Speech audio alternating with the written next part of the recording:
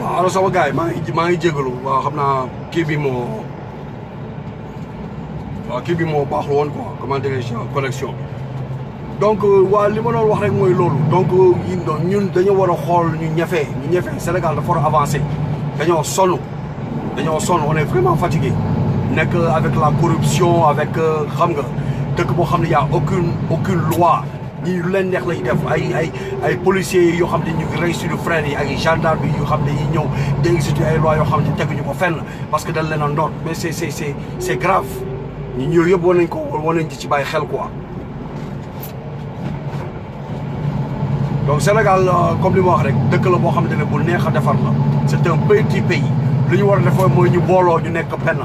bu ñu booloo nekk benn on peut travailler d'autres pays soxlawuñu keneen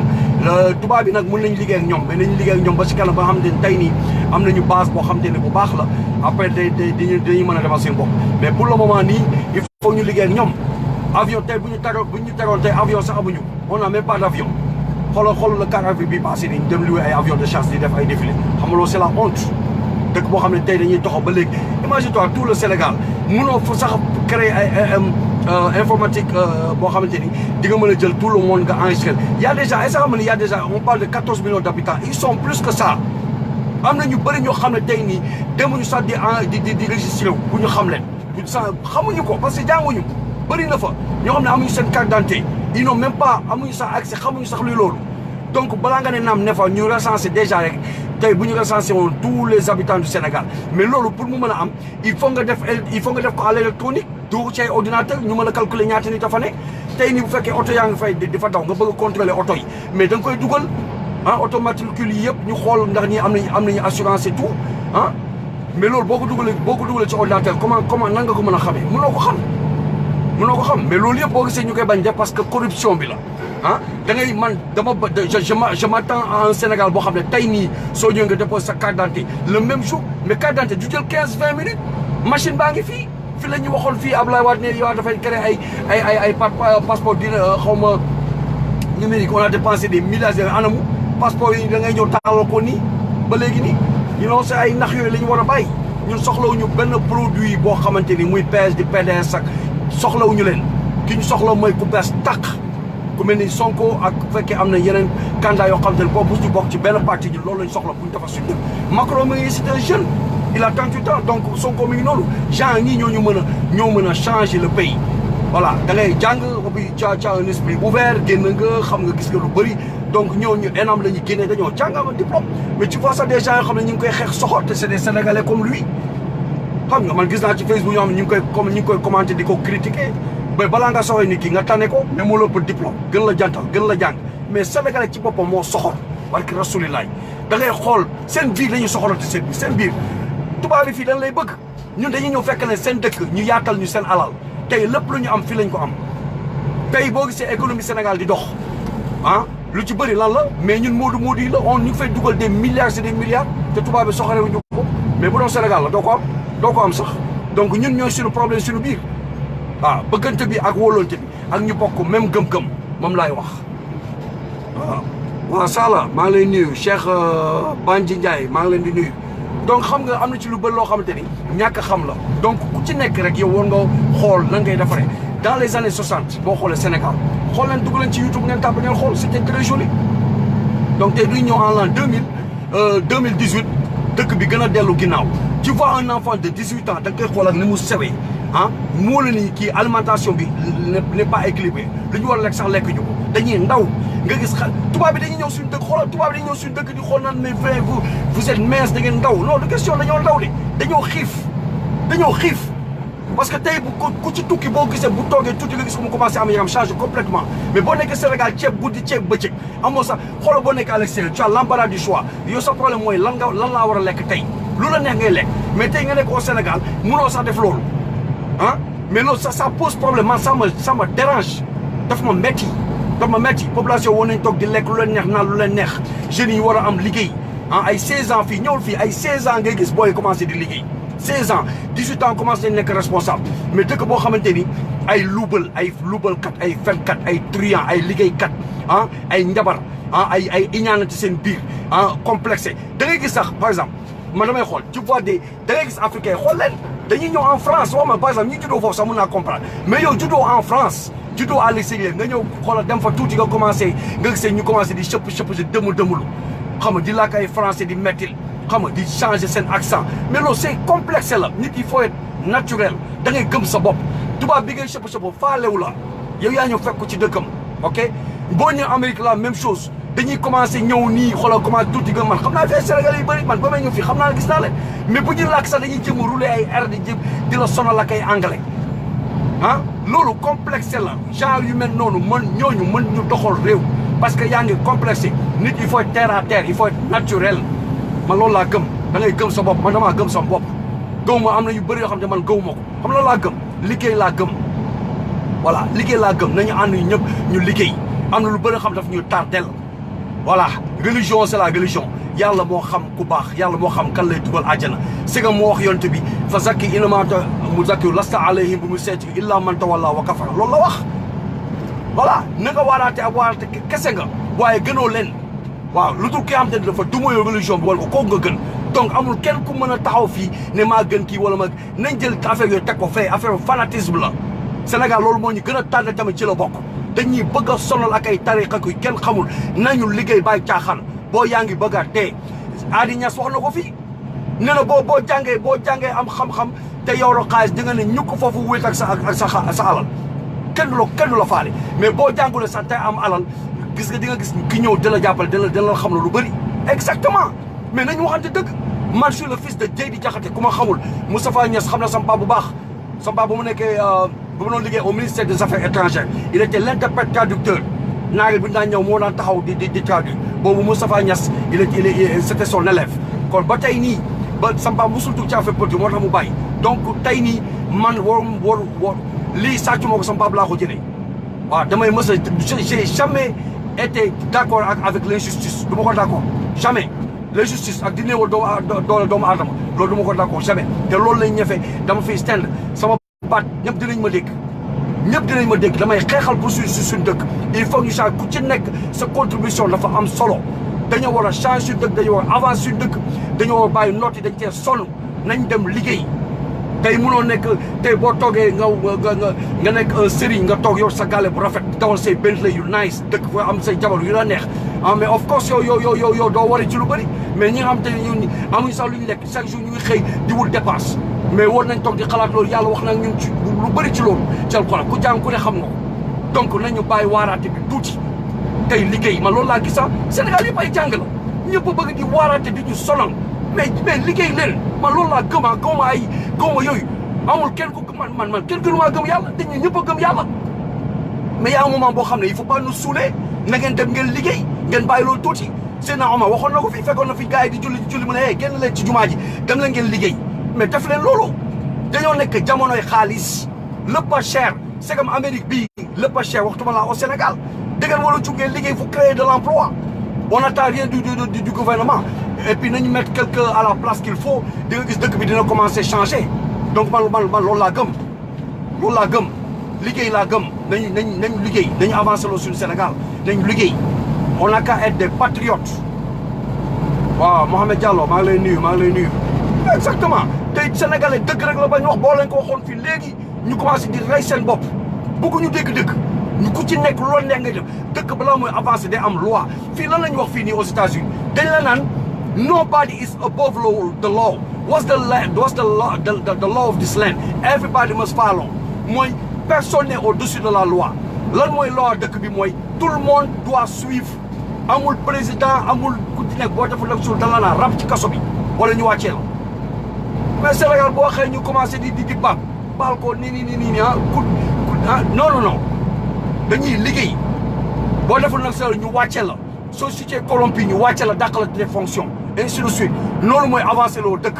mais ay complexe yoo xamante ne ak ay masla yu bëri loolu dafa doxal dëkk moo tax ñu ngi nii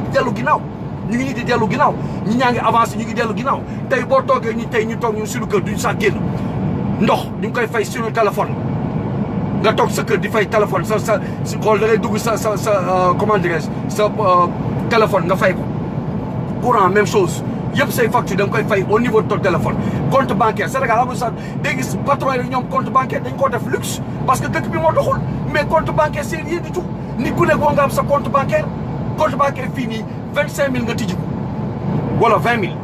mais loolu c'est parce que ñun dañoo liggéeyul xoolal nit ku ñun boo amee xaalis li muy njëkk a def mooy wanewu wala ñu jéem a xool on crée des emplois non ñu ngi jéem a xool lan la ñuy fexe bay noot solo di oto yu tàng ñu jël dañuy dawal ay oto yoo xam ne sax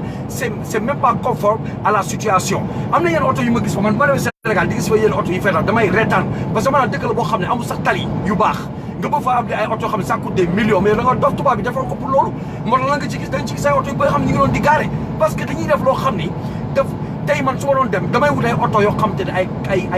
4x4 yoo xam ne tey nii mën na fa daw wala ay L200 yoo xam ne tey nii yii boo fa daw le day daf fay daw mais bëgg a wane rek jàllal na leen ñu def yooyu te genre ñi ñu mel noonu la ñu soxlawul biir Sénégal soxla ñu benn complexe yi dañu soxla quelqu'un qui est simple koo xam ne tey nii dafa nangoo liggéey avancé loo dëkk bi te loolu gis naa ko Sonko il a montré l'exemple ñoo na toog gis na ko mu dem ci bay bi xam nañu lii mooy c'est ça l'avenir c'est ça l'avenir am na ñoo xam te yàlla may na leen dañoo jàng comme li ma la wax sama vidéo ñoo xam dañoo jàng yàlla may na leen loolu la ñu bëgg nañu exercer loolu mais y a plein de yoo xam ne dañ ko mën a valoriser tey menuiserie par exemple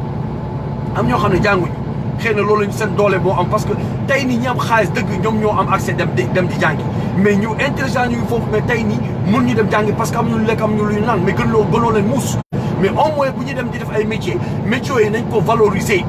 nañ ko def mu nekk professionnel bu fekkee plombier la ñu ko def xoolal bu ñu def ko professionnel tijji ay centre de formation bu ñu paree booy bu ñu génnee ñu xoolal ñu jox leen seen diplôme ñu mën a taxaw xoolal gars yi jël leen ñu fay leen bu baax menuisier la même chose plomberie ak leneen tailleur tout ça là xoolal Sénégal da ngay gis ay gars yi mën a ñëw amuñu dara du leen sax ko ne le Sénégal est tellement méchant da ngay gis sax ay professionnel xoolal ñaata chanteur ñoo fa nekk xoolal aar bi ñi ci yëngu am tellement de talent kenn faalewu leen nii lañuy toog ay Moussa Ngom fii la toog ba ni mu dee kenn faale ko Souleymane Faye mi ngi nii noonu lañ toog di ko saara mu xëy dee mais créé leen dara sax ngeen jox ko disque d'or tabaxal ko benn kër jox ko il le mérite mais vous préférez ñëw gis benn Modou Lo ñëw jox ko benn 10 millions d'accord mën nga leen jox mais ñii lu tax doon leen valoriser ñun dañoo valoriser wul dara mais bu doon tubaab bi bu jëlee non dañuy complexé mais non duñu sax valoriser suñu national ñuy fa yor Souleymane Faye c'est un grand Youssou Ndour ñu ngi noonu c'est des gens yoo xam ne ils ont beaucoup fait dans la musique d'accord mais yow tey bu fekkee da nga ne bëgg nga sa dëkk mais ana loo tabax loo xam ne c'est pour le Sénégal man foofu laay waxee quoi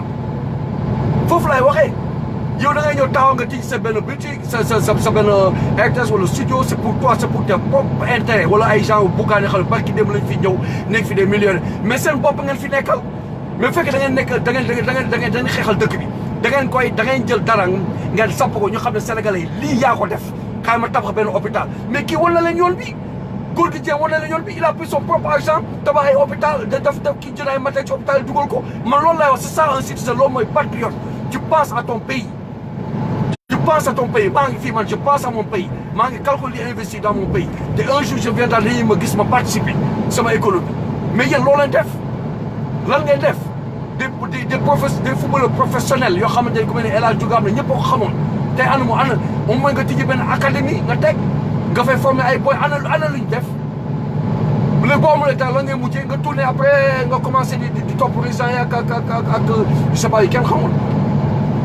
on se dit des patriotes dañu nekkul ay patriote du ci ay wax patriote da nga koy gëm da ngay gëm sa dëkk nga défendre sa dëkk nga dee ci man loolu laa xam l'Africain xamul ay neexal suñu dëkk ay neexal yooyu avancé wu ko de non tey nii nañu jëngu na ñëpp génn ñun ñëpp ñu nekk benn ñu génn on lui dit non comme ni ñu defoon Ablaye Wade en l'an 2000 donc live yi la ñu am c'est gratuit on en profite ñu wax li nga xam te ne moo nekk suñu xol ak li nga xam te ne mooy feebar c'est la fii xasan ci boppam foofu la ñuy wokk man loolu laa gëm c'est ça un patriote du ci ay wax c'est pas parce que tu es un Sénégalais de père et de mère wala da nga fa am c'est bien que tu es un Sénégalais non tey nii boo taxoon loolu Sénégalais loolu la xam ñun loolu la ñu war di def au Sénégal parce que l'Africain Sénégalais xamul ay wax di prison ngay teg 10 régions chaque région da ngay def ay 3-4 prisons yu mag te c'est de l'argent parce que tu crées de l'emploi parce que boobu dafay benn prison bu mag mën nga fa jël benn 400 personnes ñu fay liggéey ku def nag su loolu ñu la rak ci bi kaso bi train la yaa di américain yaa ngi nii boo leen wàccaloo andi la au Sénégal mën na def ay training wala nan ngay gérer ba nga xam te di nga gis parce que nit ku ñu loolu la xam même fii nii gis nga leen tey nii bu ñu tegoon yenn loi am Amérique du avancé fii du egsi fii nii donc dëgg boo xam ne ñëpp ay baab ñëppay paap da ngay dugal sax prison ñu génne ay juges yoo xam ne c'est des corrompus ah des magistrats yoo xam ne c'est des corrompus ay sàcc ay dóor marto ñoo fa te mais xoolal si la mais ñun même suñu biir ay dóor marto rek la gars yi di def ah xalaatuñu sax jël seen xel teg ko fu yoon loolu te tey mooy doxal dëkk dans la droiture léegi sax nit ki liggéey dans le gouvernement sax wala ci yenn bureau yi moo xëy 8 heures ñëw 9 heures et demi bu ñëwee taxaw jël temps jël ay café amul kenn ku lay surveiller mais boobu la kenn surveiller nan ngay defee comment tu vas faire ton travail man dama ñëw Sénégal damay ree ñëwoon naa fa may ñëw di jël dugg maire yi jël samay extrait de naissance doom mais ñi may ay ban année la ma ne ko ban niveau baa ngi ni kii mi xool ñu commencé di parce que ñu ngi bëgg ma neexal la mais ça pose problème tu fais ton boulot waru ma la jox lii laa soxla jox ma li ma jox timbre bi temps la mi ngi nii am mais corruption fu mu am chinois yi nga ñëw bàyyi la ñu wàcc ci biir dëkk bi andi lépp lu fekk dugal ko ci biir ah ay taal yoo xamante ni war a jar ay 200000 yow nga ñëw di nga koy jaay ay 25 000 léegi nan nga yaakaar ni dëkk boobu dina dox mënut a dox ay tissus yoo xam ne Sénégal yi ñoo ko doon defal léegi tey mënut sax ñëw tellement que ñu ngi importe du n'importe quoi di ko tuur ñu daal ñooy mbalit ci loo xam ne dafa yàqu ay lekk yu périmé ay médicaments yu périmé amul duñ sax respecté dara mais y a plein de trucs yoo xam ne gis nga boo voyagé à l'extérieur ngay xam lu bëri quoi ay restaurants yoo xam ne da ngay taxaw doo gis jamais service d'hygiène ba ñëw dugg xool vérifier est-ce que ñii li ñuy jaay baax na nit ñi bëri ñu ngi dee ci ay lekk yu salté te duñ ko xam parce que duñu respecté loi bi donc ça pose problème donc ñun nañu yeewu yàlla lépp la ñu may on a tout wax na leen ko fii am nañu géej am nañu suuf am nañu taw ah am nañu ay ressources naturelles nañ ko exploiter dañu liggéey mais loolu ñu ñëpp ñoo war a ànd nekk benn c'est ça. waaw Idrissa Gueye waaw maa ngi lay nuyu mais noonu la rek on a qu'à se dire la vérité man liggéey laa gëm gawuma leneen donc ñun loolu moo ñu tardé on a qu'à le dire c'est ça. dafa am lu bëri loo xam ne saa yi moom moo ñu tardé Idrissa ama c'est dommage mais c'est ça la réalité xam nga keroog maa ngi gis benn femme noonu maa dee wàcce xaw ma ñaata kaamil pour Macky Sall donc voici la corruption xam nga ñooñu kenn àndul ak moom yooyu man foofu laay waxee quoi ça c'est l'injustice injustice fu mu am y a pas de prudence voilà l'injustice am xool y a pas de prudence tu parles quand y a l'injustice da ngay ubbi sa gémmiñ yàlla la wàccal xoolal watawaasaw bil haqq watawaasaw bis sabr dañuy waxante dëgg te dëgg lañ te muñ mais bu ñu waxantee dëgg mais c'est pas parce que da nga nekk un guide religieux que doo juum non doomu aadama la dañuy juum ah yonent bi si ci boppam danaan juum ak keneen mais lii mën a doxal dëgg li ma wax mooy nañ liggéey bàyyi ci caaxaan yi ay gens wax ay toog muy dox comme taaliba waxoon na ay toog muy dox dañu wax ne ban toog muy dox amul toog muy dox da ngay liggéey parce que li ngay toog muy dox noonu ñi ñee ñëw di la ko jox moo tax nga naan toog muy dox donc nañu liggéey nañ bàyyi caaxaan liggéey rek moo mën doxloo Sénégal te lu bëri ignorance la voilà on a tout yàlla desalatuñu dara lépp lu ñu war a def rek mooy nañu liggéey ñu nekk benn bokk même xol bokk même ambition jéem a liggéey avancé c'est ça loolu lañ soxla dans notre pays soxla ñu leneen on en a marre de la corruption on en a marre ci toog di luubal xaalis mais ay luubalkat rek fa nekk la plupart xool leen munoo wax nit ki lii lay liggéey wala da ngay gis benn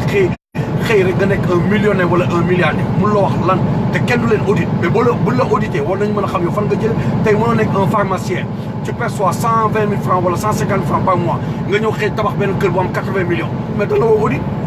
ñu la ok maintenant la un mois nga wax ma fan nga jëlee 80 millions yi nga tabaxee kër bu fekkee mënoo ko pour damay nangu kër gi jël kër gi jaay ko voilà jël xaalis bi defal ko le pays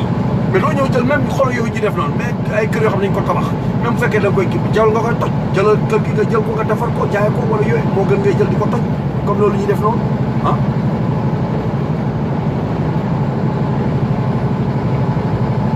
voilà guerre rek la ñuy def seen biir seen bopp suñu bopp ñooy xeexante suñu biir le Sénégalais ci boppam dafa soxor nit ku ñu ci boppam dafa soxor ñu dañoo soxor di soxorante suñu biir. soo bëggee nekk président ñëpp xeex la boo bëggee nekk député ñëpp xeex la soo boo xoolee buñ tourné ñëpp lay fal ne la waaw boo toogee xoolal ñëpp weddi la mais loolu la ñu nekk ñu ngi nii tey ñoom ñoo daalee waatu tey mi ngi nii waa ji moo tax waa ji mu lañ def lu très bien yéen mi ko votel mi ngi nii tey moo yàq suñu Sénégal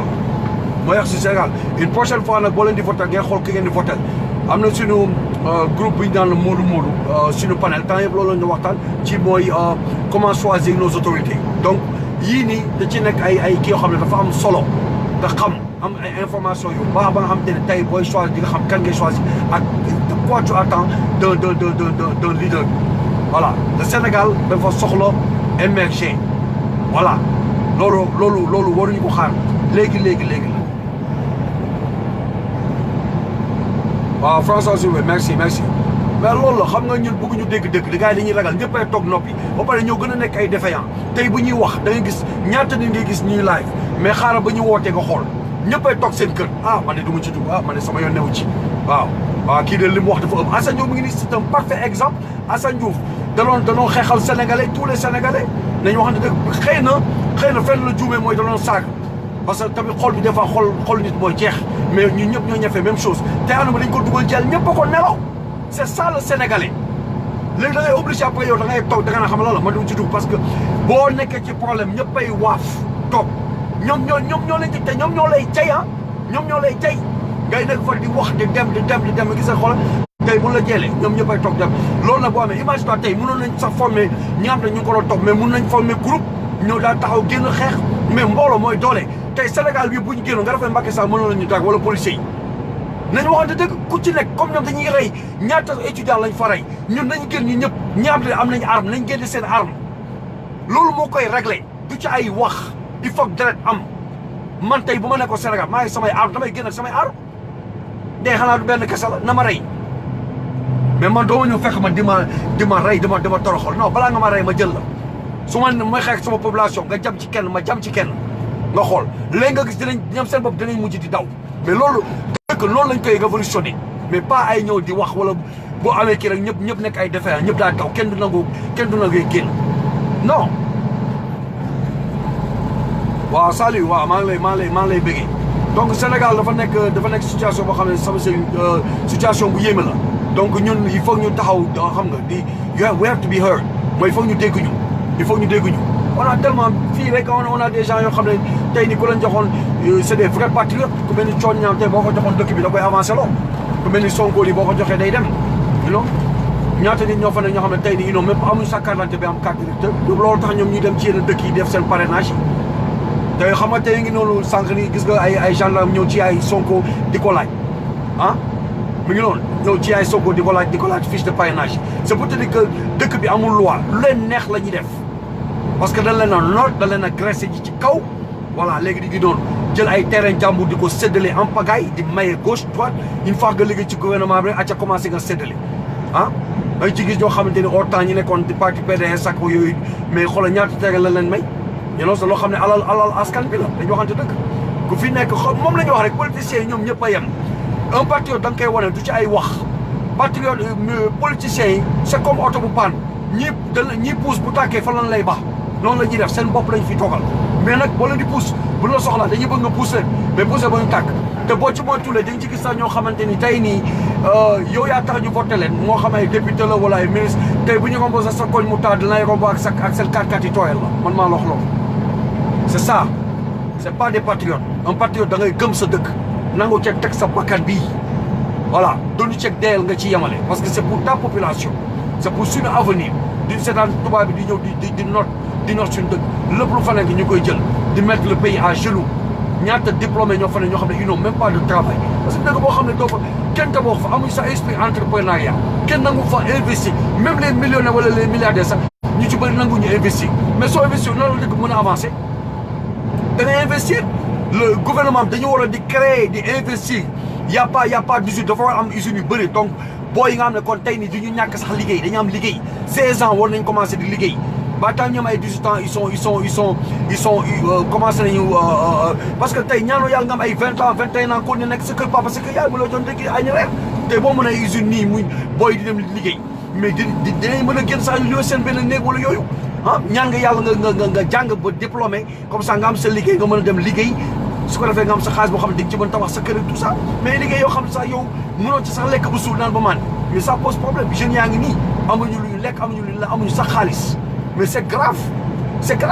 parce que loolu boo amee di nga gis léegi délinquance bi commencé bëri l'agression au Sénégal l'insécurité loolu yëpp lan la ñàkk la mais tey boo doon joxoon ñoom fu ñu liggéey di nga gis loolu yëpp dina commencé di wàññeeku mais qu'est-ce qu'ils ont fait état bi lan la def bu ñu war a ñëw am Macky Sall li mu toog 7 ans yëpp c'est mais c'est la catastrophe boppam rek la fi nekkal ak ay mbokkam ñëpp xam nañ ko ban liggéey la fi def liggéey Ablaye Wade lay continuer nii aéroport bi Ablaye Wade moo ko def autoroute à péage Ablaye Wade moo ko def ainsi de suite donc nous on veut pas de lui nañu xajal ñun fu mu ne man candidat bu ma gis mooy Sonko Idrissa Seck ku baax la c'est bien bon mais pour du PDS la ñu soxla ñun ñooñu ay mag lañ ñu dañoo soxla ñu bees tàq lañ soxla ñoo xam ne bokkuñu ci benn parti voilà ñu mën a xool lan la dëkk bi soxla ñu def ko c'est tout ñun loolu lañ soxla dëkk bu neex a defar dëkk bu neex a defar boo xam ne yàlla may nañu lépp lu ñu war a def rek mooy nañ on a qu'à travail dañ liggéey kese mais da ngeen di gëm seen bopp nekk des patriotes un patriote mooy sa dëkk bu amee lu la metti da ngay génn nga wax les chefs religieux bu ñu amee li ñu wax am nañu ay talibé am pagaay nañu boole talibé yi ñu wax leen ñu génne leen ñu ñëpp ñu xeex dëkk bi voilà dañu woote dañuy woote bu ñu wootee jàmm ñu woote jàmm bu ñu wootee la jàmm dañu woote jàmm parce que tey ñu taxaw tey nii am nañ ci une grande part de responsabilité dëkk bi gis nañu léegi ku lépp doole da lay noot loolu la ñuy def bu ñu toogee seetaan je te jure dinañ def lu ñu neex ñu ngi noonu ñi ñaa ngi fay dee ndax xiif ñi ñaa ngi fay dee ndax feebar mu ñoom sax hôpital ñi ñaa ngi fay dee am ay accident du ñu am sax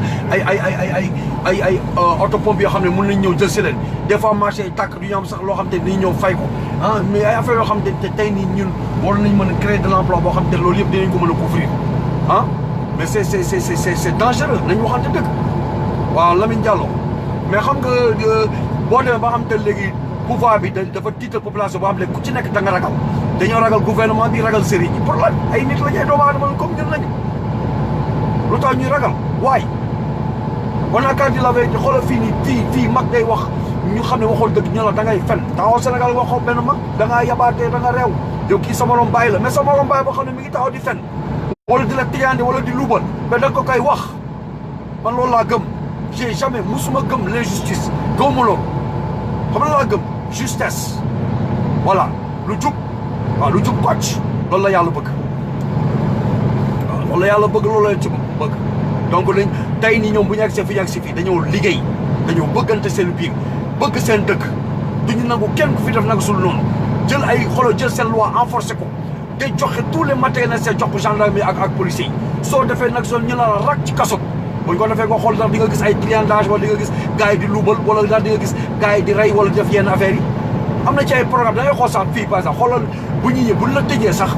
ñu gis tëj bi nii rek amul solo dañ lay génnee takk la ci ay chaîne mais dañ lay dugal ci ay minivan génn ci mbedd yi ngay nettoyer marché yi ak di nettoyer mbedd yi mais di la bàyyi sax ci prison nga toog noonu te amul benn njëriñ loolu sax duñ ko def da dul xel yooyu yëpp c'est des programmes yoo xam ne war nañ ko mën a def ñun au Sénégal man foofu laay waxee donc nañu xoolaat bu baax suñu dëkk nañu xoolaat voilà le pays est fatigué dañoo sonn ñëpp a sonn tout le monde est fatigué ñëpp du bëpp doomu aadama bu fa nekk rek mu ngi ñaan yàlla doomam génn bu sa doom génnulee nekkulaa lay sëy liggéey ci gouvernement yow moom mooy torox nga biir Sénégal te pourtant yàlla may nañ lépp mais problème bi mooy suñu njiit ñoo njëkk lu jub ñëpp lekk ne léegi ils sont devenus des milliardaires di xool di seetaan seen dëkk ji dee ak xiif bi amul sax xool te seen politique ñun on le sait politique boo xam ne da ngay xiifal sa dëkk ba nga xam ne tey ni boo ñëwee di leen graisser ñoom ñëpp lay voter loolu ça fait partie de la politique yi ñëpp xam nañ ko donc les gens ne sont plus fous léegi ak technologie bi ak accès à l'internet gars yi léegi xam nañ lépp mën nañ gëstu lépp mën nañ vérifier tout donc ñun suñu biir le noir ci boppam mooy problème donc nañu xool yooyu yëpp ay yenn genre complexe yeeg ñëw comme suñu président nekk la marionnette de la France yu mel noonu mënut a avancer loo dëkk da ko mënul te looloo fi fees soxor beeg iñaan bi moo ko jarul voilà bu leen soxorante seen biir da ngeen bëggante seen biir ki nga xamante ni boo yaakaar ne kii boo ko tegee mën na change Macky Sall il sait très bien que kenn bëggu ko xam na ko mais ñi koy faral xëy na ñu ngi wut position wala moo tax ñu koy défendre mais boo xoolee xam ne kii liggéeyul peuple ci boppam ñoo ko bëggul mais peuple ñoo la fal bëgguñu la un peu entrer il faut pas lu suulee wàccal jàll joxo sa morom dañuy liggéey 4 ans 5 ans 6 ans 7 ans liggéeyoo defoo lu ñu xam dañ lay wàccee te keneen c'est ça amee ñu ngi ci 42e président mi ngi noonu donc ñun tamit ñun ñoo on est le seul pays en Afrique boo xam ne ñu ngi ci troisième président ou 4e président voilà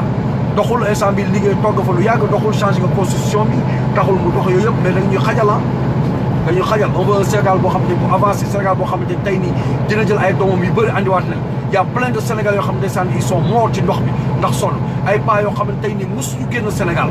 mosuñu dugg avion mu ngi noonu ñoo xam ne tey nii mosuñu dund luxe dund nañu ba dee mosuñu yéeg ci kaw oto mosuñu dawal oto bu ñu moom wala engin bu ñu moom ça fait mal au cœur ça fait très mal au cœur yow nga moins ngeen toog dund ngeen dans le luxe am ñoo xam ne mosuñu ko dund mais amu leen xol barki rasulillahi amu leen xol da ngay am xol tuuti ngay fàttaliku démb xool ñi sa ginnaaw ñoo xam ne dañoo sonn nga leen di jàppale yàlla chaque fois loolu lay wax ci alxuraan nañ dimbale les pauvres on n'a qu'à les aider voilà donc boo nekkee jiit loolu nga war a njëkk a xool di xool ñi xam ne ñëw doole nga leen di jàppale waaye xalaat yow sa bopp kese nangoo avancé yow kese loo am nga seetlu ko sa biir famille ah président bi mos doog daw na ñoom ñëpp ñi ngi noonu gëmuñu sax seen dëkk ñoom ñëpp daw nañ Abdou Diouf daw na Laye Wade daw na voilà bu fekkoon tey am na nu mënoon demee kon mënoon ngeen toog rek jawloo ngeen di daw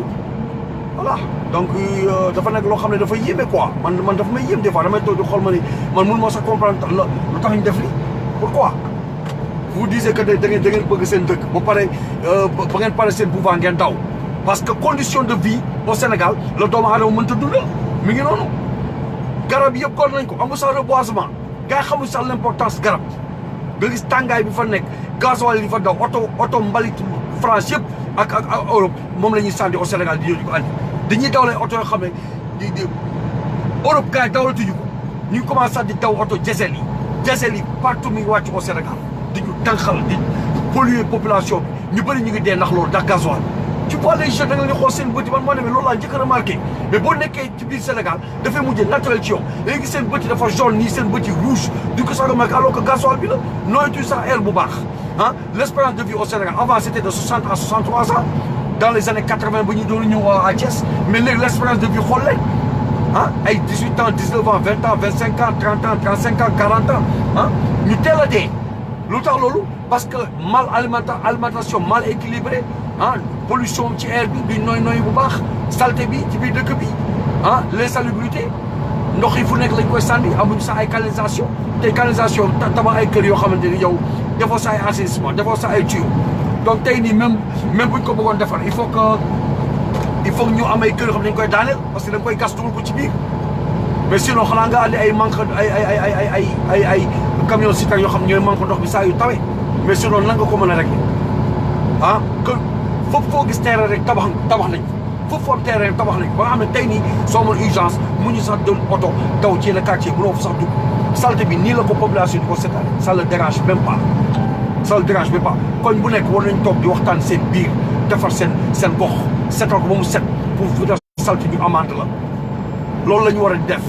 bu fekkee defuñu assainissement yéen ngeen dajaloo parce que kenn du leen ko defal du leen ko mës a defal noo leen toog ci seen ñu def nañ ci ay vidéo ba tey di ci waxtaan suñu baleen di ko def mais boo leen wooyee affaire xaalis kenn du ci nangoo def da nga ko ci def ça loolu mooy c'est ça le patriotisme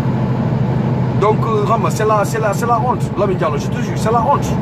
te le Sénégalais bëggul dégg la vérité mais man la vérité nii lii moo am lii laa leen di wax ku mu neex nga déglu ko ku mu neexul gisee ko lu mu neex ko c'est ton problème mais man dinaa wax li nga xam te ne moom moo fi nekk moom moo am moo ñu tardel gars yi duñ ko ñemee wax dañ ko dul ñemee wax am na ñu baax ñu fa nekk am na fa ñu baax ñu nga fa mais nañu jiital liggéey ci lépp waaw nañ jiital liggéey ci lépp te wàññi waaraate bi tuuti voilà tey liggéey jëm a génne nit ñi si situation bu ñuy dundee voilà balaa ngaa ne naam ne fa boo lekk ba suuf naan ba mandi am loo lekk te di nga mën a commencer di mën a jàng yàlla voilà mais yoroo dërëm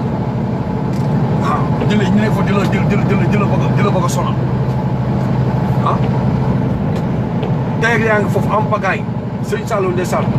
ba muy tudd wax na ko fi ne leen utiliser tool yi nañ delluwaat ci mbay mi mais il a parfaitement raison dëkk boo xam ne ñëpp a ngi xiif mais nañ delluwaat ci mbay bi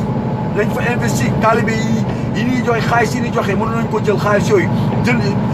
ay tool en pagaille jënd ay tracteurs teg ko di ko liggéey ils vont créer beaucoup d'emplois mën nañ créer emploi yu bëri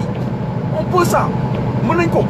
su ko def tamit aussi gouvernement bi bu ñu bëggee jàppale ñu jàppale mais bu ñu jàppale au moins ñun mën nañ créer de l'emploi war ñu xam parce que lii suñu dëkk la ñii suñu doom la ñii ñoo yor l'avenir ñu dañuy def ba nekk pas yaa ngi ñu commencé dem par benn donc mu ngi noonu ñun actuellement ñoo nekk ci digg bi mais dafa ruslu heure bi woon na fekk ñu dépassé léegi bu yàgg fii lañ toog Golbert xas nañ ko lu ne wax nañ ko mais li mu leen wax yëpp dëgg la il a parfaitement raison il a parfaitement raison nañu liggéey suñu dëkk liggéey rek moo ñu mën a avancer la au Sénégal amul leneen voilà exactement Lamine Diallo dañoo manqué pas parce que ñoom pour ñoom dañoo foog ne patriotisme mooy nga ñëw rek nga ne yee dama bëgg sama Sénégal non non non da nga ciy teg sa bakkan dund ak dee yëpp ci la bokk parce que sa dëkk la fa nga juddoo fa nga màggee ba nga boo dee fan la lay suul da nga war a gëm sa dëkk man loolu laa gëm mais da ngeen am patriotisme bu ñu wootee bu tant que mi ngi neex daal xaalis ngi daw ñu ngi ñëw bés bu ñu wootee ñëpp war a génn xeex nga gis xoolal ñëppay toog seen kër loolu nan la dëkk mën a avancer du mës a changé naari xool leen xoolal Égypte li ñu defoon xoolal Tunisie li ñu defoon ba ñu génnee da xoolal dañoo génn par exemple dafa mujj génn daw dafay tiit tey Macky Sall yi tey li ñu toog nii nelawul ah mi ngi tiit ah mais tey population am génn comme li ñu def en 2000 ak Wade nga xool ndax dina génnam du génn dina wàcc mais c'est dommage mais noonu la c'est ça le patriotisme man sama wax naa ko wax naa li ma war a wax ah voilà ku ci nekk na nga déglu man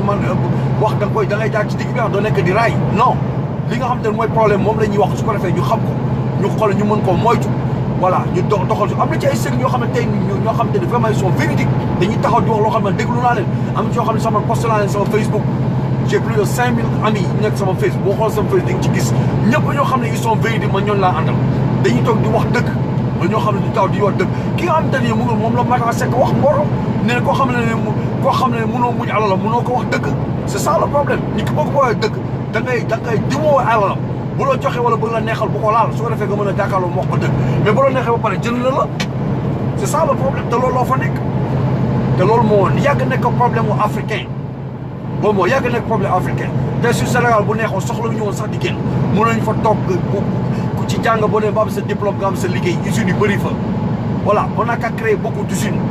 loolu la leen Sonko wax nañu fay taxe voilà lépp looy def da nga war a di fay taxe boobu nag ci la ñuy defaree dëkk bi ci la ñuy defaree ay hôpitaux ci la ñuy defaree tali ci la ñuy defaree ay dépotoir de mbalit gars yi mën koo yor mais loolu il faut nga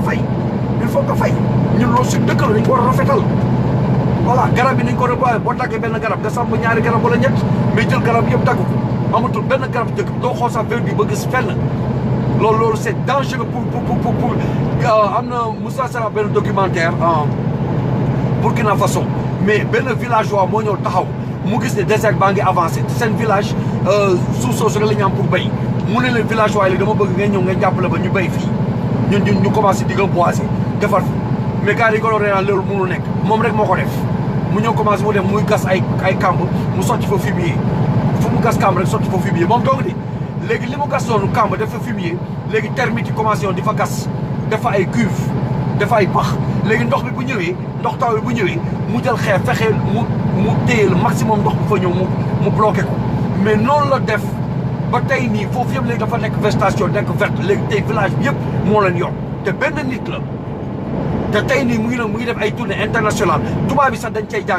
jàng nekkate fumier boo ko jëlee gas ko te def ko ci benn pax da ngay gis après termites dañuy ñëw def fa seen kàmb te termites dañuy gas ay kàmb di def ay cuve ci biir cuve yooyu bu tawee bu ndox bi ñëwee ndox dafay téye ndox bi te loolu nag mooy dundalaat encore suuf si donc mi ngi noonu donc ñun aussi dañu war a gëm loolu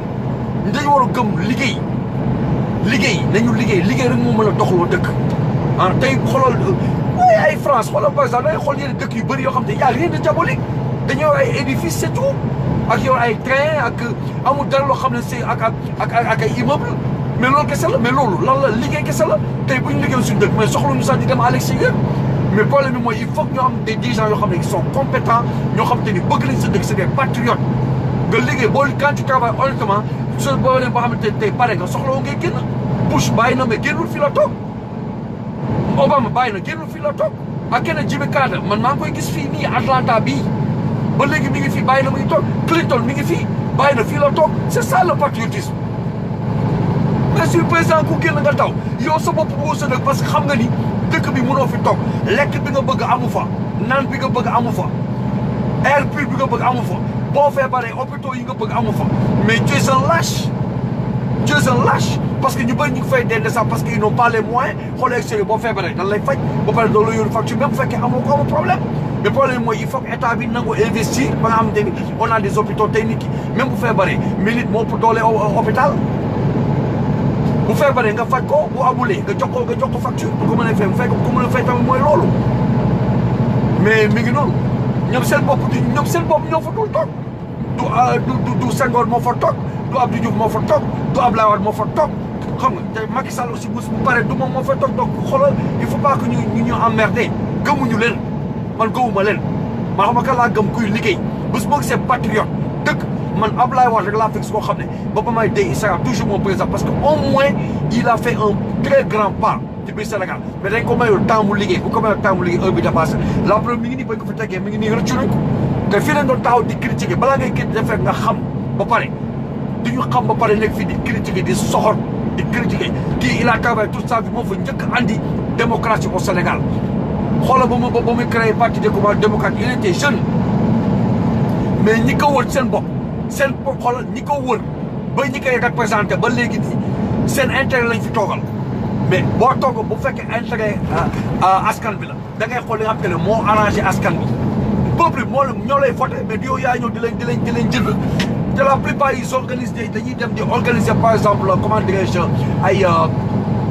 ils organisent par exemple des partis yoo xam ne tey nii dañuy dem ñoo xam ne jànguñu yenn maire wala yenn paa yoo xam ne jànguñu dañuy neexal lool tax leen nga taxaw wax sa wax xoolal mën wax ñaata Sénégalais ñoo fa ñoo xam dañoo mën wax boo leen taxaw déglu leen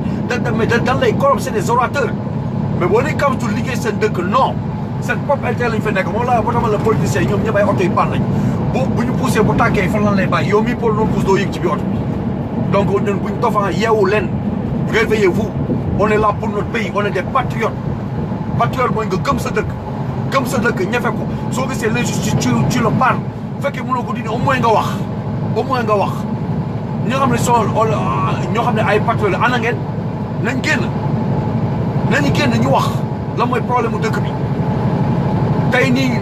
ñoo xam te néew doole yi man ñooñu laay waxal parce que tey nii ñoom mënta wax dara amuñu voilà ñoom la ñuy waxal mais ñi xam ne am na ñoom seen yoon ñoom ils sont bien ils sont à l'aise voilà donc dañu war yeewu exactement waaw la ki benn non dañu war yeewu dafa jot da ci am ñu bëri ñoo xam c'est des ignorants Sénégal ñëpp xam nañ ginnaaw bi c'est des analphabètes jànguñu ñu bëri jànguñu mun ñu lire mun ñu bind da cee bëri te ñoom xam nañ loolu moo tax ñu def ay campagne di dem ci àll yi di def seen parrainage di leen signé loolu neexal leen moi j'ai yéen ay dem ay kii dira dem ay Fouta yenn dëkk yoo xam ne gars yi xamuñu xamuñu sa accès sa ay courant wala internet boo ñëwee nga baab leen gars yi dañuy ñëw signé donc ñi seen bopp ñoo war a yeewu voilà ñoo war a yeewu Sénégal c'est un très beau pays boo xam ne bu neex a développé bu fekkee quand ya dañ fa teg ay nit ñoo xam ne bëgg nañ seen réew bëgg nañ dëkk bi avancé voilà France yi ñoom yëpp tey nii France yi ñun lañ yaakaar pour dund ci ñun tey bu leen tegoon dëkk bi musiba caaf xam ñu ngi noonu fees fa tel bi Sénégal ñu ngi noonu seen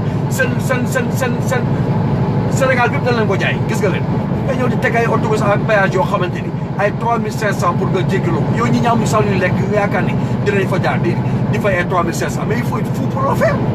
ñu fi dof la yooyu gars yi dañoo yeewu ci yooyu xam nga ci da ngay teg ay oto yu dugg yoo xam ne da nga naan moins de 8 ans te y a des voitures yoo xam ne ay 30 ans am nañu 30 ans wala 35 ans ñu ngi fay daw ba léegi amul ça ils se contredisent eux-mêmes ñoom seen bopp dañuy contredire seen bopp dañuy teg ay oto yoo xam ne tey nii ñoom ay oto yu dee lañ fay daw man Sénégal dama fay gis ay voitures yoo xam ne yii waruñu sax daw parce que oto mënut a daw accidenté bu tas c'est parce que dañ ko suulee oto bu accidenté kay day moxoñu mais du tas yooyu noonu ay neexal partout corruption boo bëggee permis da ngay corrompre neexal ay diplôme da ngay corrompre neexal ñu génnee soo bëggee projet da ngay ñëw corrompre neexal soo projet boo bëggee teg boo ñëw da ngay corrompre nga créé loolu la dëkk bi di mën a avancer noonu nan nit da ngay véridique man damay véridique je n'attends rien de personne soxla ma gouvernement man bañaa ba su ma ñibbee Sénégal damaa soxlawul liggéey kenn yàlla suturaal na mën naa yor sama bopp ba keroog may dee soxla ma sa kenn ma dimbali man maay créer de l'emploi man maay ñibbi teg moo leen je suis un patriote j'investis dans mon pays soxla ma di liggéeyal gouvernement soxla ma ko sax j'en ai même pas besoin lañ may fay doy na ma sëkk maa ngi sant yàlla bu baax a baax mais damay waxal samay patriote man ñi nga xam ne tey nii génnuñu ci ba tey nii situation yoo xam ne ba mu fa génne ça fait 17 ans ba léegi ils sont dans la même situation di toog di souffrir nit ki war na taxaw di xalaat ay problème de dépense ñaata nit ñoo xam ne tey suul na leen seen heure day jotul woon ñu dee ndax sonn ndax xiif ndax toog mais mi ngi noonu da ngay toog di xalaat ba xëy day doo gis solution man Thiès laa màggee je sais très bien li ñi fa dund ñun dañoo amul fula da ngay gis sax ay étranger ñooy ñëw sax fekk ñu suñu biir dëkk gën ñoo tekki pour lan donc nañu xoolaat bu baax suñu bopp nañu xoolaat bu baax nañu fonk suñu dëkk les Sénégalais d'abord ñooy priorité voilà keneen di ñëw voilà bu ñu mënoo ñëw rek di jaay suñu ressources naturelles les Africains tey nii am ñu bëri ñoo xam ne ils savent pas mais man tey nii j'incite toute la population sénégalaise ngeen seetaan benn émission bu ñu naan The Prophet of Dooms ok américains yi ñoo ko génnee ils sont le pays la première puissance mondiale The Prophet of Dooms le titre bi tudd dañoo jël ay scientifiques ay économistes ay xam nga boole leen ñu toog ñu waxtaan lan mooy problème bi actuellement nii ressources naturelles u Amérique mu ngi commencé di jeex te calculé nañ d'ici 20 te loolu ñu ko génnee en 2007 dañoo ne dans 20 ans Amérique dinañ commencé di am ay problème parce que ressources naturelles mi ngi jeex donc ñu commencé di bëgg loolu tax ngay gis ñu créer tous ces guerres là di jaxase di créer ay yooyu yëpp amul c'est pour seulement dem guerre mën a nangu seen pétrole parce que pétrole mooy dawal dëkk bi fii nii foofu foo dem dafa sori donc tey l'avenir mooy en Afrique donc ñun africains dañu war a yeewu xam loolu yëpp ñun on a des ressources naturelles yoo xam ne qui n'ont jamais été exploitées xanaa léegi lañu gis pétrole tey y a plein de terres yoo xam ne tey foofu la bis dem ba exploité di ci gis yeneen ressources naturelles yu fa nekk yu bëri am na fa zircon lu ñu gis nañ ko am na yeneen ak yeneen yoo xam ne ñu ngi fa mais yooyu yëpp ñàkk xam la donc nañu fonk suñu dëkk on a tout lu ñu soxla rek mooy ay dirigeants ba pare aussi ñun ñu nekk ay patriotes Sénégal dañu war a changer mentalité jël sa patriote jëlal drapeau Sénégal samp ko sa buntu kër samp ko ci kaw toit bi tey boo ñëwee fi man des fois damay toog xool gis américain yi da ngay xool seen kër yi da nga ci gis kër bu ne dañ jëlal drapeau bu ndaw ñu samp ko da nga jël des fois ñu ci ay drapeau yu mag samp ko mais Sénégal doo gis ay boo gisee drapeau soit si kër gouverneur bi la wala par exemple kenn ko xam ne ministre la ñu sam mais tu es un patriote sa dëkk la am nga droit jël sa drapeau samp ko ñu wane yow da nga bëgg sa dëkk quand le pays va mal ñun ñëpp ñoo war a d'accord ñu génn nekk benn ñu xeex loolu mu dañ tant que loolu amul dóor du mës a dañ bu leen ragal dëgg bu leen ragal dun bu leen dee benn la bu leen ko ragal du tax ngeen koy ragal parce que ñii bëgguñu jàmma ndax suñu yaay dee nañ suñu baay dee nañ suñu frère ak suñu sœur yi dee nañ ñoo xam ne tey ñaata ñooy dee au Sénégal war a dem hôpital mun ñu leen sax jël parce que amuñu xaalis ñu bàyyi la ñoo ñu dee tu penses que loolu ça c'est la justice nga toog nga jàng am say diplôme nekk ay gradé jàng ay 3 ans 4 ans man maa samay combat yoo xam ni il faut dem ay 3 ans 4 def ay 4 ans 5 ans université ñu génn amuñu dara combien de jeunes yoo xam ne c'est ñii ñoo waroon dawal dëkk bi ñu nekk fa des gradués kenn faalewu leen amuñu benn métier mais c'est grave mais l'heure est grave donc il faut que ñun tamit aussi loolu ñu xam ko il faut que loolu ñu xam ko c'est grave nga toog mënoo liggéey fenn ay liggéey yoo xam ne il t'exploite Sénégal exploitation moo fa nekk da ngay gis sax même damay joxe exemple xoolal par exemple mbindaan bu ñëw di liggéey mais nit la dafay ñëw di liggéey daal mais xoolal ñaar leen di fay ay 15 000 francs ay 20 francs nga bëggoon liggéey nga liggéeyloo ko nit ki jusqu'à la fin du mois mais nañu waxante dëgg fii nii fii extérieur fii mënoo fa jël mbindaan même en France wala yenn mënoo fa jël mbindaan il faut que ñu borom xaalis ñoo ko jël parce que doomu aadama dafa ñëw daan doole da nga ko war a fay njëgam boo ko mënee ba yàlla sax bëgg ko quand on travaille lan la wax quand on travaille paye lui son dû mais gis nga ko looloo fa nekk di exploiter les gens di leen liggéeyaloo ba ñuy bëgg a dee te bu ñu toogee benn jour manqué nga rey sa bopp alors xamoon nit ki des fois day sonn du bëgg a ñëw liggéey day bëgg a noppalu donc suñu Sénégal liñ fa war a defar dafa bëri voilà mais loolu population yi ñoo ci mën a jàpp ak xool ki nga xamante ni moom lañ yaakaar kii mën na ko changer donc yii yëpp c'est des idées yoo xam ne moom laa leen jox comme ça pour ngeen xool ngeen xam parce que il faut aussi ngeen am yenn information yi ngeen di xam su ko defee ngeen mën a xam taxaw tànn xool kan la ñu war tànn voilà donc le produit du PS ak le produit du PDS même chose la même école la ñu génne on n'en a pas besoin dañoo soxla lu bees tàq buñ ne lu bees tàq la comme li ñu wax rek dafa mel ne nga tabax sa benn kër dama ko tabax léegi dama bëgg a peinture bi nekk marron gën a ko ok léegi ñëw def ko marron clair mais changé woo boo ne change da ngay changé lépp voilà lépp tey képp ku fi ñëw par exemple ba fi nekk président na nga jàng def comme George Weah mi ngi noonu c'est libérien boobu nga xam ne moom rek il est seul bu am ballon d'or au niveau international donc tey mi ngi tey dafa ñëw fii la ñëw Amérique fi jàng fi ba am ay diplôme daal dem nekk président loolu je suis d'accord mais jàngoo jongoo nga bëgg a ñëw xëy tëb rek nekk un président du ñëw yaa ngi jiite des millions et des millions de personnes donc yow dañ la war a wóolu da nga war a jàng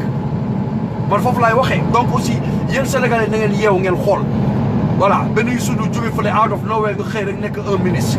ah ñu exonéré la lu bëri you know dootoo fay ci lu bëri ngay toog voilà sa RTS nga fa teg sa comment dirais 2STV je sais pas ah seen bopp rek lañ fi nekkal mais bu fekkee tey da nga ne yow da nga bëgg sa bopp mais dafa sampal dara loo xam ne tey nii nga ne ok damaa tabax benn hôpital c'est pour le Sénégal defar naa fi ay tali defar naa fi leen alaluñ fi leen lépp luñ def pour ñoom kese la looloo fa nekk c'est ça le Sénégalais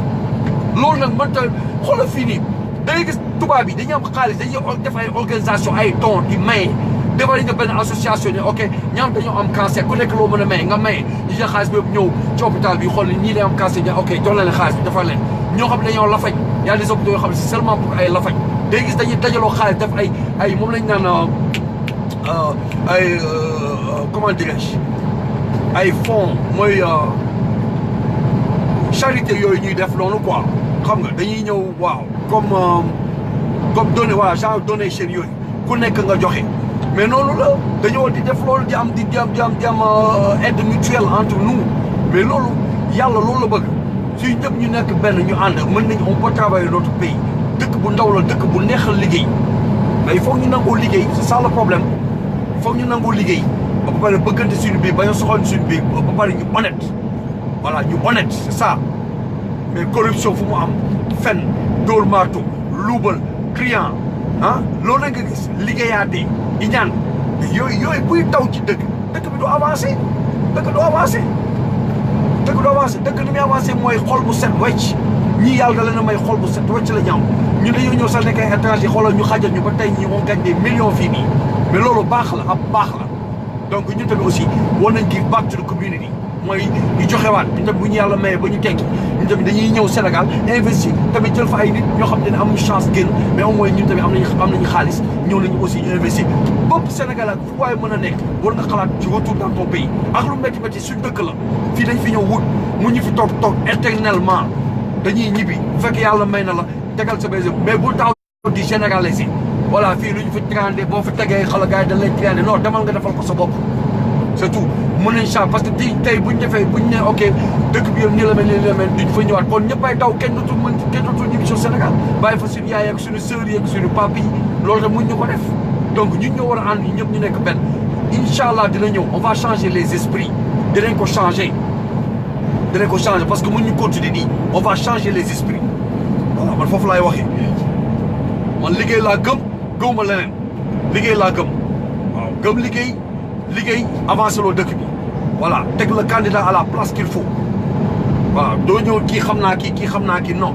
pas yi fa nekk pas yi si bopp la ñu war a effacer ñoom ñëpp dem la ngeen toog yéen da ngeen a ñàkk jom nit da ngay yaakaar da ngay xool sax nga gis jeunes yaa ngi nii yéen ngeen xajal leen boo toogee ba liggéey ba am ay 60 ans mais xajal ay jeunes yi ñëw tamit ñoom toog mais pas yoo xam ne depuis sama temps u papa ñoo ngi foofu ba léegi imagine toi ah fonction bu kenn toog rek jeex na kenn doon fa jóge da ngay gis sax suñ la fa bëggee jël si benn passant jar na sax ñu liggéey la ba nga dee yooyu sax dafay am ba pare ils se disent des musulmans c'est des musulmans xoolal au Sénégal xool les chrétiens comment ñu jubee ñu amee yar ba ñu sax ba ñoom seen doom yi sax dañuy bëgg ñu jàng ci école tubaab nga école chrétien yi parce que ñoom dañoo am yar dañoo jub mais ñun suñu bopp ñëw dëgg demal tey ci liquor store yi ñi jaay ay liqueur musulman yi fa ëpp ñu fay jënd man j'ai un ami bu fa am liquor store ma fay jaay store musulman yi fa ëpp ñi ñëw di fa jënd donc voilà bu ñu taxaw di xas tubaab wala di xas keneen non ñun nañoo xas suñu bopp luñ toog ci ñun la jóge ñun si bopp ñoo war a changer suñu xol yi changer suñu xel yi changer suñu xalaat yi jàppalante suñu biir avancer la suñu dëkk kenn rek mën koo defar non c'est toute la population ku ci nekk rek am nga ci solo yàlla lépp lu mu créé waxoon naa ak sa benn vidéo là yàlla lépp lu ko da ko créé ci en communauté bu ci amee kenn ku ci déplacé wu rek ça devient vulnérable donc ñu ñëpp ñu booloo nekk benn mën nañ ko liggéey mais il faut ñu ñëpp nekk benn ku ci nekk sa talent bi nga am bu ko soxalee sa morom voilà soxla leen la ñu ñoo teg la keneen ñëwaat soxla na ñu teg la ainsi de suite loolu la ñu mën a avancer loo dëkk tey ñi ba xoolal Amérique boo fi ñëwee ni nga ñëw liggéey amoo skills moom la ñu wax amoo comment dirais-je diplôme amoo diplôme ci leen mais ñoom ci terrain bi lan lay jàngal ba nga aay nga dem sa yoon da lay jox chance da lay jox opportunité donc au Sénégal tamit les jeunes yaa ngi doon di taxawaan pourquoi des jeunes plein de jeunes yoo xam ne ñi ngi toog ils sont hyper intelligents façon talent bu ne gis naa ko foofu ah ñoo xam tey ba doon jàpp ñu nekk des chanteurs professionnels duñ leen jàppale tey wala sunu yi ko yàlla may yëpp ci kii bi comme dama koy jox exemple nga ji benn école boo xam ne koy maye pour les jeunes artistes yi ñu ñëw nga kaari tuuti am nga li ngay am doy na nga taxawee ne mayel gars yi tamit aussi di dugg ñu fël mais yooyu noonu mooy tax Sénégal bu mënta avancé soo toogee présidentiel boo paree nga dem avant waxoon na ko fii mu ne man comprendre moom pourquoi africain yi buñ toogee rek yaakaar ni dañuy war a continuer rek duñ dem man maa ngi nii léegi sama mandat pare damay dem keneen day ñëw donc il faut ñu am esprit de partage boobu pour dëkk mën a avancer ah amuñu benn esprit de partage donc loolu la donc il faut ñu liggéey suñu dëkk.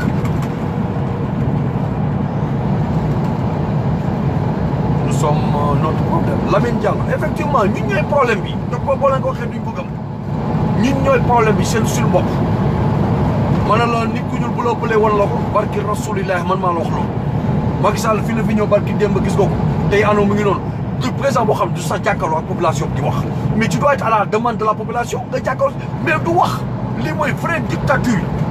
dañuy taw duñu sax wax ak population yi non bu waree wax lay wax mu pare du sax wax day toog ajuna bi aj def le parce que xam nañ luubal nañ comme ni ñu tëjee ay ñoom Khalifa Sall disqualifié leen ay ñoom yooyu yëpp ay voilà seen piège yooyu la ñu naan nañ yooyu yëpp tey moom xam nañ tey ni bu seetaan population dañ koy disqualifié il est déjà disqualifié xam na ko mais looloo fa nekk du wax sax ak population te ñoom ñoo la fa fal donc sa peuple nga jëkk woon gars yi dañoo yeewu les réseaux sociaux yi ñu soxlaw ñu di génn télé ñu soxlaw ñu ko ñun fii lañu taxaw di wax ñëpp a ñu déglu partout